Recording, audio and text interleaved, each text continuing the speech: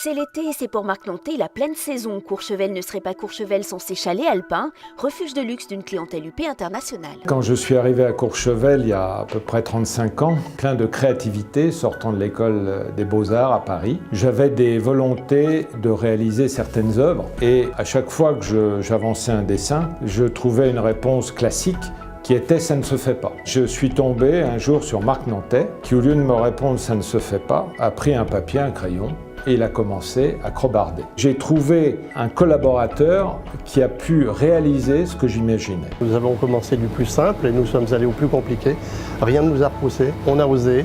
Notre collaboration avec Jean-Philippe nous a emmenés loin, jusqu'au Japon, en Floride, voire même pour rénover un château en Suisse. Jamais il ne se dit au sommet, toujours de nouveaux défis pour élever encore le niveau du travail du bois. On part d'un prototype papier, ensuite on fait un prototype dans une matière qui peut être une matière composite, et ensuite quand le prototype satisfait la clientèle, eh bien on passe à la réalisation dans le bois massif.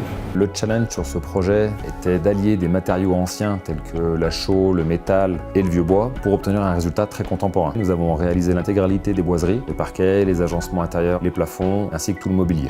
Tous les bois sont retranchés, essuyés, traités et replaqués sur un support hydrofuge de manière à garder cette modernité en termes d'agencement dans le temps. Pas de pub, que du bouche à oreille pour une clientèle où seul le résultat compte.